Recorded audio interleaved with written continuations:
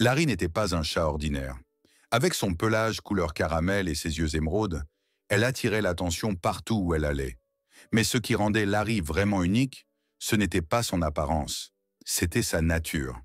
Elle incarnait un instinct maternel bien au-delà de ce qu'on pourrait attendre d'un chat. La famille à Smith, composée de Mary, Dave et de leur fille Kelly, avait recueilli Larry alors qu'elle n'était encore qu'un chaton tremblant et effrayé. Kelly, âgée de 8 ans à l'époque, l'avait trouvé dans un carton devant un supermarché et avait supplié ses parents de la ramener à la maison. Les premières semaines furent difficiles. Larry se cachait sous le lit, ne sortait que la nuit et crachait à la moindre approche. Mais Kelly ne renonça pas. Elle restait des heures assise par terre, parlant doucement à la petite chatte. Peu à peu, Larry commença à accorder sa confiance. Avec le temps, Larry devint une chatte intelligente et curieuse. Elle apprit à ouvrir les portes, à actionner les interrupteurs et même à apporter le cartable de Kelly à la porte chaque matin. Mais son plus grand talent résidait dans sa bienveillance. Un jour, lorsque Kelly ramena chez elle un oiseau blessé, Larry resta des heures assise devant la boîte où il reposait, le surveillant attentivement. Elle ronronnait doucement, tentait de le nourrir, et contre toute attente, l'oiseau se remit et s'envola un jour. Une autre fois, durant un orage, un nid de bébé écureuil tomba d'un arbre dans le jardin. Sans hésiter, Larry se précipita sous la pluie et transporta les petites créatures sans défense une par une en lieu sûr. Elle passa toute la nuit avec eux, jusqu'au retour de leur mère le lendemain matin. Bientôt, tout le quartier connut le nom de Larry. Les enfants des environs venaient régulièrement lui rendre visite pour jouer avec elle. Et Larry appréciait cette attention. Mais un jour, son comportement changea. Larry passait beaucoup de temps à la fenêtre, semblait triste et ne mangeait presque plus. Mary s'inquiéta et prit rendez-vous chez le vétérinaire. C'est là qu'ils apprirent une nouvelle inattendue. Larry était enceinte. La joie fut immense, surtout pour Kelly, qui se réjouissait de voir naître des chatons. La famille se prépara, nid fait de vieux coussins, nourriture spéciale et beaucoup d'amour. Le jour de la naissance arriva. Larry se retira dans un coin de la grange, loin de toute aide. La famille attendit avec impatience. Finalement, elle sortit, épuisée, mais calme. Dave jeta un coup d'œil prudent et se figea. Les 3 chatons étaient nés morts. Larry était dévastée. Elle resta dans son nid, léchant sans relâche ses petits inertes, comme si elle pouvait les ramener à la vie. Les Smiths firent tout pour la réconforter, mais Larry ignorait les jouets, les friandises et les mots doux. Une semaine passa avant qu'elle ne quitte sa cachette, mais elle n'était plus la même. Silencieuse, distante, accablée de chagrin, elle restait des heures assise à la fenêtre. Kelly commença à passer encore plus de temps avec elle, lui parlant comme on le ferait à un enfant triste. Mary et Dave consultèrent de nouveau le vétérinaire, mais il n'y avait pas d'autre remède que la patience. Puis, un jour d'été particulièrement chaud, quelque chose d'inattendu se produisit. Kelly jouait dans le jardin lorsqu'elle entendit un petit gémissement. Derrière la clôture, elle aperçut Larry, portant dans sa gueule un minuscule chiot noir. Kelly appela ses parents, excités. Ensemble, ils observèrent Larry poser doucement le chiot dans l'herbe et le renifler. Les Smiths étaient stupéfaits. D'où venait ce chiot? Quel lien avait Larry avec lui? Tandis que Mary et Dave discutèrent de la possibilité d'alerter le refuge, Kelly alla chercher une couverture douce et un ancien berceau. Larry y sauta sans hésiter et se blottit contre la petite créature. Mary et Dave, émus, décidèrent de garder le chiot pour le moment. Les jours suivants furent mouvementés. Larry s'occupa du chiot avec un dévouement extraordinaire. Elle le léchait, le réchauffait et, à la surprise générale, commença à l'allaiter. Le vétérinaire confirma que cela, bien que rare, n'était pas impossible. Larry faisait preuve d'une véritable abnégation. Toutes les 2 heures, elle se levait pour s'occuper du chiot. Le 3e jour, Larry disparut de nouveau. Lorsqu'elle revint, elle portait un 2e chiot. Elle le déposa doucement dans le panier. Dave commença à soupçonner que la chienne des voisins avait récemment mis bas et ne s'occupait peut-être pas de ses petits. Mais avant qu'il ne puisse tirer cela au clair, Larry ramena 3 autres chiots au cours des jours suivants. 5 petits chiots noirs reposaient désormais dans le panier, et Larry veillait sur eux comme une lionne sur ses petits. Les jours passèrent, et la maison des Smiths se transforma en un foyer grouillant de chaleur animale. Larry s'occupait des 5 chiots avec un dévouement absolu, comme s'il s'agissait des siens. Malgré les différences entre chats et chiens, Larry ne semblait reconnaître aucune barrière. Elle leur léchait le pelage, les réchauffait de son corps et les poussait doucement du museau lorsqu'ils devenaient agités. Même lors des repas, elle faisait preuve d'une remarquable sensibilité. Mais à mesure que le nombre de chiots augmentait, il devint évident que le lait de Larry ne suffirait pas. Kelly fut la première à remarquer que certains des petits semblaient plus faibles. Elle commença donc à leur donner du lait au biberon, avec beaucoup de patience et de dévouement. Larry observait attentivement chaque tétée, puis se chargeait de nettoyer les petites gueules. C'était comme si elle acceptait et complétait le rôle de soignante que Kelly avait assumé. Dans le quartier, la rumeur se répandit rapidement. Larry élevait 5 chiots. Certains trouvaient cela touchant, d'autres se montraient méfiants. Madame Parker, la vieille dame d'en face, affirma avoir vu Larry rôder dans les rues la nuit avec un regard mystérieux. Elle était convaincue que la chatte volait les chiots à d'autres chiens. Ses propos se propagèrent comme une traînée de poudre. Monsieur Rodriguez, le gentil boulanger de la rue voisine, était quant à lui enthousiasmé. Il passait presque chaque jour, apportant du pain frais et vantant avec admiration le courage et la tendresse de Larry. À ses yeux, elle était une héroïne, un miracle de la nature. Tandis que les avis divergeaient dans le voisinage, la pression sur la famille Smith augmentait. S'occuper des animaux était exigeant et coûteux. Les visites chez le vétérinaire, la nourriture spéciale et la litière à renouveler pesaient sur le budget. De plus, le niveau sonore s'intensifiait. Les chiots devenaient plus actifs, aboyaient, piaillaient et couraient partout dans la maison. Dave et Mary se disputaient de plus en plus souvent. Tandis que Mary soutenait Larry et tenait absolument à aider les animaux, Dave se sentait dépassé par les coûts et les responsabilités. Kelly ressentait les tensions et tentait d'apaiser les choses, mais elle savait qu'une solution devait être trouvée. Les voisins commencèrent à intervenir. Certains contactèrent les services de protection animale, d'autres observaient la maison de manière ostensible. Dave avait le sentiment d'être épié. Il aperçut même un jour un homme muni d'un appareil photo devant la propriété, semblant prendre des clichés en cachette. Mary, quant à elle, se referma sur elle-même. Les regards insistants, les chuchotements, tout cela la rongeait. Elle sortait de moins en moins, se sentait jugée. Elle aimait Larry et les chiots, mais l'impression d'être abandonnée par la communauté l'épuisait. Kelly, en revanche, décida de prendre les choses en main. Elle voulait découvrir d'où venaient réellement les chiots. Elle se mit donc à observer Larry. Pendant des heures, elle resta à la fenêtre, notant ses déplacements, essayant de comprendre ses habitudes. Larry ne semblait pas consciente de cette attention. Elle continuait à s'occuper des chiots, leur montrer comment se toiletter et semblait même leur enseigner des comportements typiquement félins. Kelly était fascinée de voir les petits chiens tenter d'imiter leur mère adoptive. Malgré toutes les turbulences, le dévouement de Larry ne faiblissait pas. Elle semblait totalement investie dans sa mission. Même lorsqu'un des chiots lui tomba malade et dut être emmené à la clinique vétérinaire, Larry ne le quitta pas d'une patte. Elle ronronnait pour le calmer, posait sa patte sur lui et attendait patiemment sa guérison. Le lien entre elle et les petits était profond et sincère. Mais les rumeurs dans le quartier prenaient de l'ampleur. On disait que Larry était dangereuse, qu'il fallait l'empêcher de circuler librement. Certains enfants n'étaient plus autorisés à lui rendre visite. La pression augmenta et un soir, la police se présenta à la porte. Un agent, accompagné de plusieurs voisins, demanda à parler à la famille. Les Smith étaient nerveux, mais ouvrirent sans hésiter. Le policier expliqua qu'il y avait des plaintes concernant Larry, des accusations selon lesquelles elle aurait enlevé des chiots. Dave, Mary et Kelly l'invitèrent au salon. Là, dans le panier, reposait Larry, entouré des chiots. La scène impressionna même le policier au regard grave. Il s'assit, caressa doucement l'un des petits et demanda calmement « D'où viennent ces animaux ?» Dave et Mary racontèrent tout. Le premier chiot trouvé dans le jardin, puis l'arrivée des autres.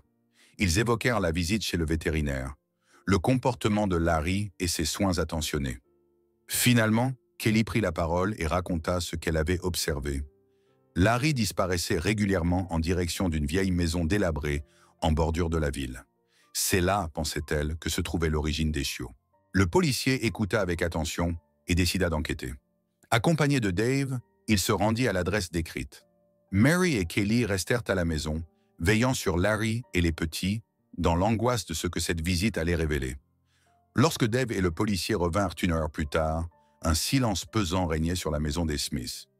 Mary et Kelly attendirent dans le salon, tandis que Larry nettoyait tendrement ses petits. Les deux hommes entrèrent, le visage grave mais sans hostilité. Dave se racla la gorge et commença à raconter. Dans la vieille maison délabrée en bordure de la ville, ils avaient trouvé une chienne malade et amaigrie.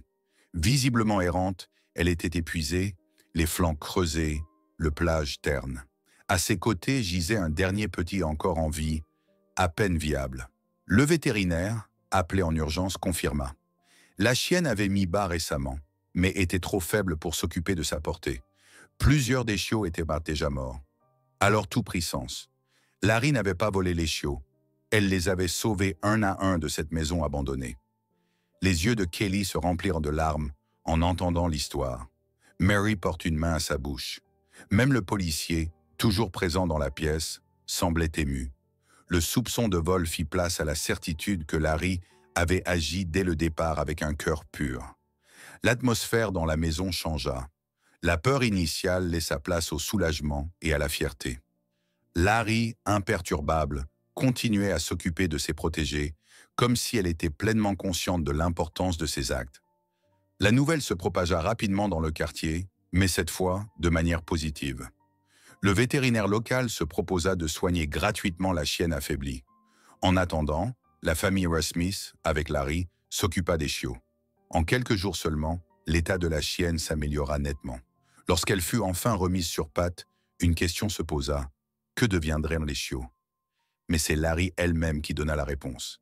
Avec un mélange impressionnant de sagesse et de douceur, elle permit à la mère biologique de s'approcher de ses petits. La chienne les renifla prudemment, puis commença à prendre soin de l'un d'eux. Larry recula de quelques pas, observa attentivement, tout en restant proche comme une tante bienveillante. Le tableau était émouvant. Deux animaux différents, unis par un lien de tendresse. L'histoire fit rapidement le tour non seulement du quartier, mais aussi des réseaux sociaux. Quelqu'un avait publié des photos de Larry avec les chiots. En peu de temps, l'histoire devint virale. Des milliers de personnes commentèrent, partagèrent et louèrent le courage, l'altruisme et l'instinct exceptionnel de Larry. Des équipes de télévision commencèrent à contacter les Smiths. Un journal local publia un grand article intitulé « Le chat au cœur de Lyon ». À l'école, Kelly fut interrogée par ses professeurs et camarades au sujet de Larry, et de nombreux enfants voulaient rencontrer la célèbre chatte. Mais malgré toute cette attention, les Smiths restèrent humbles. Ils refusèrent les interviews susceptibles de stresser Larry et n'acceptèrent que quelques visiteurs triés sur le volet. Le bien-être des animaux restait leur priorité absolue. Même le refuge municipal profita de ce soudain élan d'intérêt. Les dons affluèrent. Davantage de gens s'intéressèrent à l'adoption. On aurait dit que Larry, par son geste, avait déclenché une vague d'humanité, ou plutôt de animanité. Quelques semaines plus tard, la chienne était complètement rétablie. Les chiots avaient bien grandi, joueurs, vifs et en bonne santé. Le retour auprès de la mère se fit en douceur, sans résistance. Larry accepta son nouveau rôle de protectrice, tout en continuant à témoigner son affection. Souvent, elle se couchait près de la chienne, tandis que les petits dormaient entre elles. Profondément marquée par les événements, la famille de Smith décida de garder l'un des chiots. C'était le premier que Larry avait rapporté, un petit mâle noir aux yeux vifs, que Kelly appela affectueusement Shadow. Larry sembla approuver ce choix, et Shadow grandit toujours à ses côtés. Dans le quartier, l'ambiance changea radicalement. Des personnes autrefois sceptiques proposèrent soudain leur aide. Jouets, nourriture et même des offres de bénévolat pour le refuge affluèrent. L'histoire de Larry avait ouvert les cœurs, et pas seulement envers les animaux. Au final, c'est un chat qui montra ce que cela signifiait de dépasser ses instincts. Larry, autrefois trouvé transi dans un carton, était devenu un symbole de tendresse, de courage et d'amour inconditionnel. Elle n'avait pas seulement sauvé 5 petites vies, elle avait transformé toute une communauté. Et lorsqu'on l'aperçoit aujourd'hui, allongé sur le rebord de la fenêtre, les yeux à moitié clos et un ronronnement paisible aux lèvres, on sait. Parfois, ce sont les êtres les plus silencieux qui laissent les traces les plus profondes. Avec le retour des chiots auprès de leur mère biologique, et le retrait tout en douceur de Larry dans son rôle d'observatrice, le calme revint peu à peu dans la maison des Smiths. Mais c'était un calme différent, porté par une profonde satisfaction, de la gratitude et un nouveau lien affectif. Les semaines passées avaient laissé leur empreinte, non seulement dans le cœur de la famille, mais dans tout le voisinage. Les Smiths étaient unanimes. Ils voulaient redonner un peu de ce que cette période extraordinaire leur avait offert. Dave proposa d'organiser une petite collecte pour soutenir le refuge animalier municipal. Avec l'aide de ses camarades d'école, Kelly créa des flyers, bientôt distribués dans les boîtes aux lettres, les commerces et accrochés aux lampadaires. Mary prépara des gâteaux et Dave construisit, avec l'aide des voisins, un stand devant la maison. Le jour de l'événement, des dizaines de personnes vinrent, non seulement du quartier, mais de toute la ville. Les gens ne venaient pas seulement pour faire un don, mais aussi pour voir Larry. Ils apportaient des friandises, des fleurs, des lettres, et même des dessins faits à la main. Larry, désormais une petite célébrité, faisait face à cette attention avec son calme habituel. Elle restait le plus souvent allongée dans son panier, tandis que Shadow, le petit chiot noir, jouait gaiement à ses côtés. C'était une image de paix.